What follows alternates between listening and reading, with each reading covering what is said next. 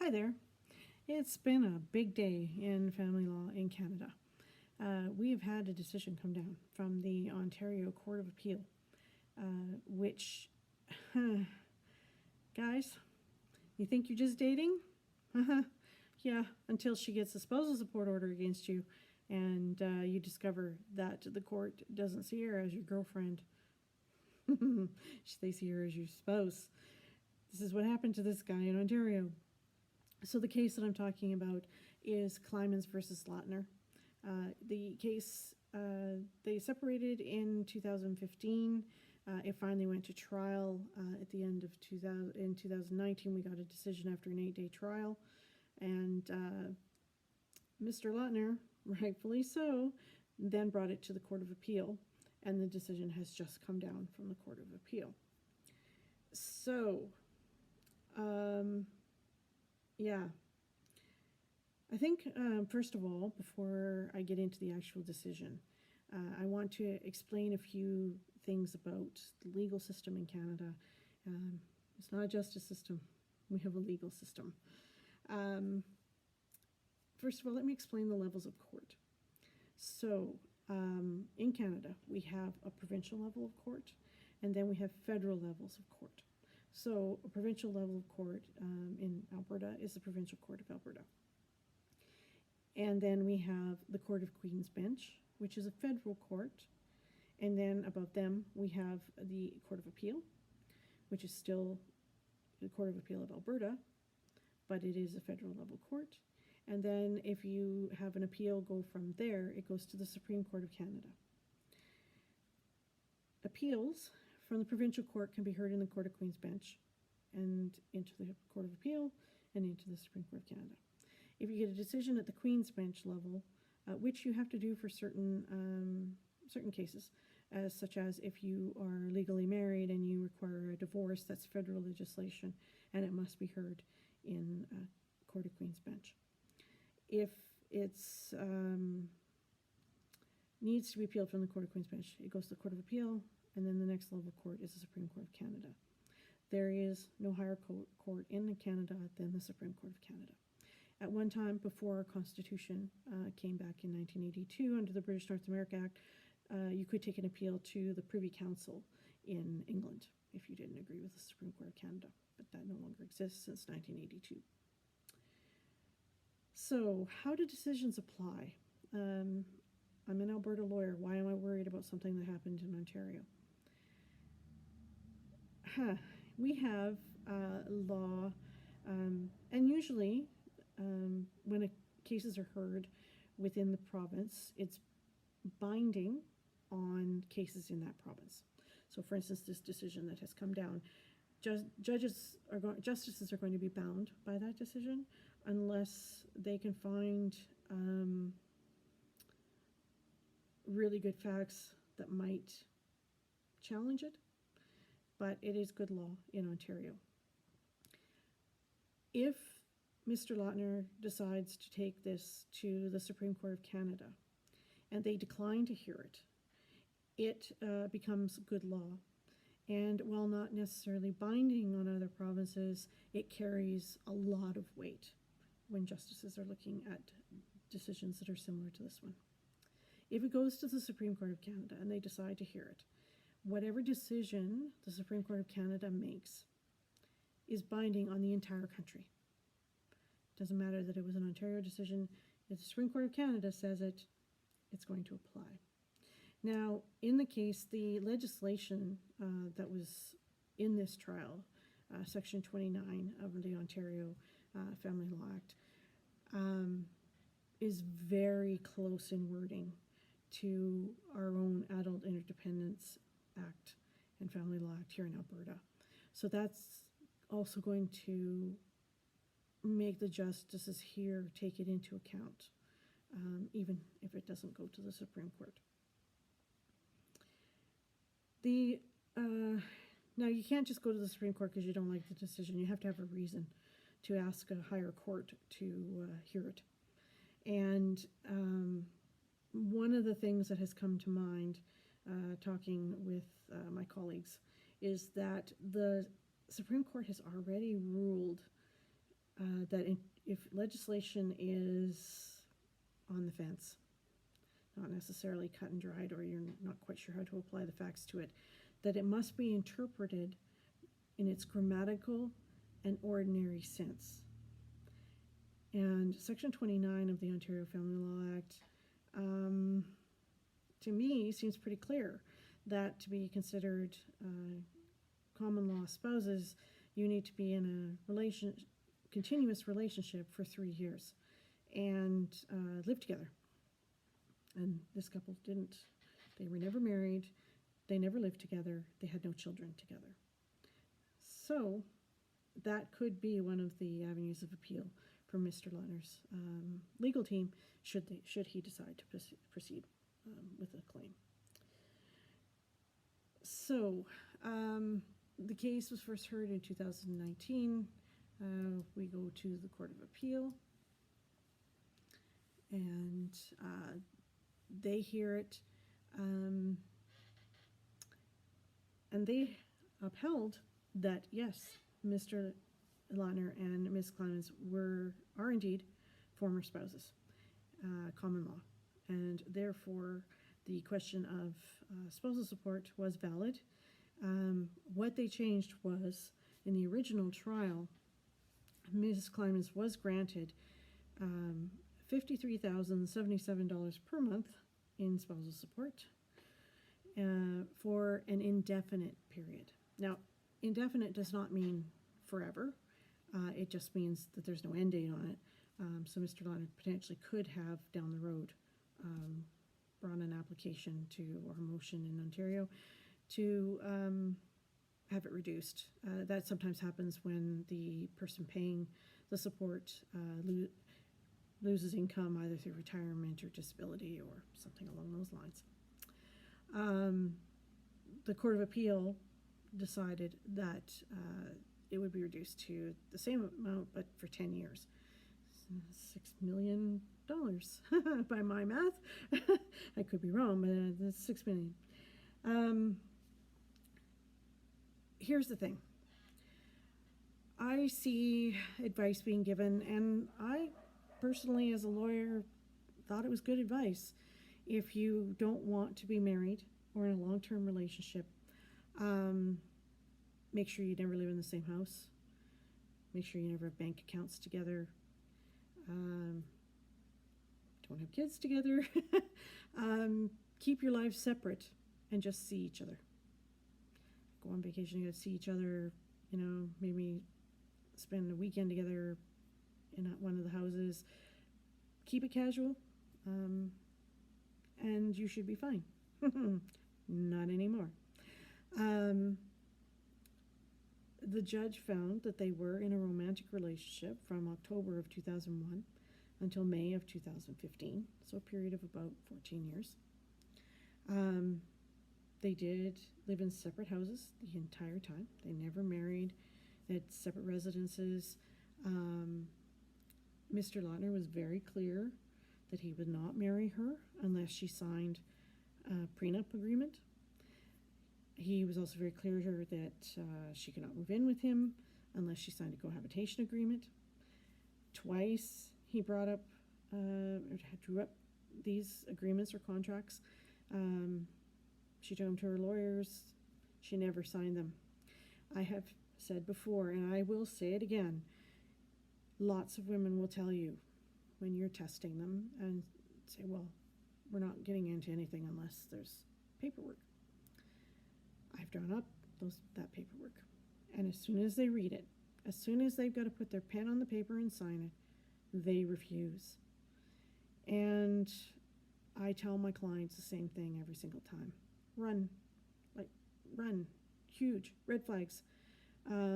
Because she was extracting a really nice lifestyle for her and her children out of this guy. And she wasn't done with him when the relationship was over. She wanted to extract some more. $6 million more from him. And her not wanting to sign a prenup was a pretty good indication that she was not prepared to accept what he was willing to give her should the relationship end. So keep that in mind, fellas. If she won't sign the prenup, take a long, hard look whether you want to keep going, especially in light of this decision. So they spent summers together, a couple, 6 to 8 weeks in the summer at his cottage. In the wintertime, they'd spend some weekends in Florida. That was deemed to be enough to determine that they had lived together. Even though at the beginning of the relationship, the only time that they were in the same place is she would come over on the weekends that her kids were with their dad and spend the weekends with him. So we have this large granting of spousal support. At trial level, it was indefinite. We also have a costs award given. Now, costs in the courts are determined by a judge, and there's a test for it, or it can also just be the judge's discretion. And one of the things is reasonableness. Also, was there attempts at settlement, and they were reasonable, and you chose not to, you just wanted to keep going to trial, and you lost, you may have to pay costs. Did you prolong the whole litigation process? There's lots of factors there that a judge can take a look at. In this case, the trial judge did find that Mr. Lautner had been unreasonable on 2 grounds. One was that his saying that they were not spouses, that she was a travel companion and a girlfriend, but she was not his spouse, the justice found that to be unreasonable. She also said that he was not forthcoming with his financial disclosure. She awarded him $324,179 in costs. We get to the Court of Appeal, and the Court of Appeal, as I've said, upheld that yes, they were in a committed relationship, and yes, they could be considered common law spouses. That the judge was not wrong on her analysis of that, even though the legislation said 3 years continuous. They had periods where they would break up, get back together, not have communication, get back together. That didn't even help him. So, what mistakes did he make? Let me back up here. The Court of Appeal upheld that they were spouses. What they changed was that she would only get spousal support for 10 years, not indefinite. So that, I guess, saved him some money. Then on the costs award, the justice, keep in mind that the Court of Appeal could have said he won a little bit, but he mainly lost at the Court of Appeal and could have given even more costs to him. Instead, they decided that he was reasonable to say that she was his travel companion or girlfriend, but not his spouse, because that was a reasonable defense to her claim that she was a spouse and deserves spousal support. You can't punish someone for trying to defend their position in that way. The Court of Appeal has ruled. The other thing is that the saying that he was not forthcoming with his financial disclosure was not true. He had provided his throughout the litigation. He had provided full financials. He provided his lawyers. He dealt with his finances, his taxes. He provided his internal and external accountants to meet with her lawyers to explain. I mean, this is a very wealthy man. It's complicated of what it is. He doesn't just get a paycheck and have a T1 general tax return with a line 150 income. So it was complicated. He provided means of interpreting it. That would have all been at his cost. So he was not found to be unreasonable with his disclosure. He also had the position on his finances that whatever amount of spousal support they deemed that he might have to pay, should he have to pay it, he was capable of paying it. Quite often we want to see how much they make so that we can determine how much they can pay. In his case, it really didn't matter how much they assigned because he was going to be able to pay it. And the Court of Appeal essentially agreed with him, and they did reduce how much in costs that she received for her winning.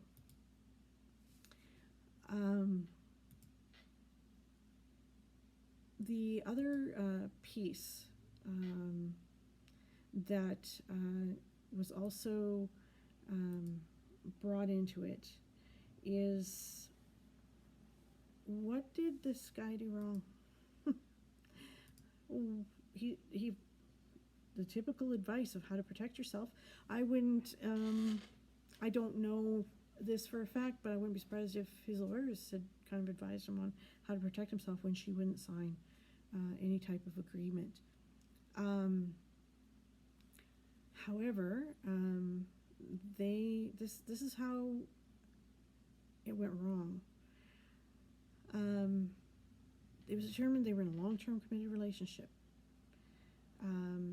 Mr. Lautner presented her and treated her as his wife. He even called her Mrs. Lautner on occasion. Their relationship was intimate. They held themselves out as a committed couple. They were perceived to be a committed couple by family and friends. She was considered his wife by his extended family. They participated in social activities as a couple. He supported her financially almost right from the beginning, very, very well. They traveled extensively together. It was deemed they had lived together at the cottage each summer. It was found that they'd lived together when they spent weekends in Florida. He'd given her a 7.5 carat ring. He had proposed to her several times. She had accepted several times, but she wouldn't sign the prenup, so the marriage was never completed. He gave her lots of jewelry, including more commitment rings, he called them. Love letters he'd sent her were deemed to be a sign of deep commitment. She stayed with him when he was ill in the hospital. She took him for follow-up. She ran errands for him. She quit her job very soon after she started dating Mr. Lautner, and then he paid her bills and provided her with a credit card. Eventually he paid off one of her mortgages, supported her kids, helped them along a lavish lifestyle for the kids and her. It was deemed he had made her financially dependent on him. Certainly the families, they celebrated things together, including walking his daughter down the aisle, his daughter from his previous relationship, not with Miss Clemens. So there's where he went wrong. He let her quit her job. That'd be my first advice. Don't let someone you're dating quit her job. Vacations. He had a second home, third home in Florida, and he allowed her to stay there with him. Would they have found the same if he had put her in a separate residence or in a hotel room so that she wasn't actually technically staying in his home, living with him? Certainly going to the cottage. They deemed a summer vacation of 8 weeks, which for a wealthy man would not be unexpected.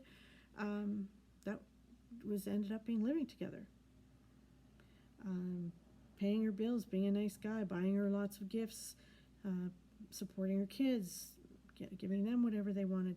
All of that came back to bite this guy in the butt because the court decided that he was acting as a husband, even though they always had a separate Toronto address, never mixed their finances together, they never owned any property together,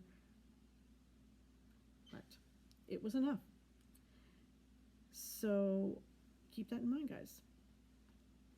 How do you avoid the problem? You be very, very careful.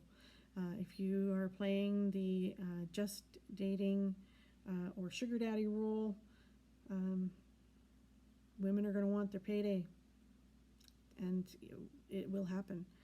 Can this legislation, or can this decision be undone? Depends. If Mr. Lautner decides to go to the Supreme Court, whether they hear it or not. Or maybe we've got to wait for the next guy that this finding is made, and he has enough money and stamina, because going to trial, these people were in litigation for 5 years, and trial is brutal. Going through litigation is brutal. It's exhausting. You never get to shut the door and walk away from it and not deal with it anymore. Over and over again, it just keeps coming up as you go through litigation. So yeah, it's going to take money, and it's going to take stamina and a determination, and the agreement of the Supreme Court of whether they're going to hear it or not. For my own practice, my colleagues and I have decided that we need to be in battle readiness. We're probably going to see it. This is getting a lot of media attention. When women catch on that they can maybe get a payday, I can imagine there will be some cases coming, and whether men have the resources, if they've saved up their pennies, to defend themselves against it, rather than being automatically deemed to be paying spousal support to a former girlfriend. It's not just wives anymore, guys. It's girlfriends. Anyway, see you on the next one. Take care.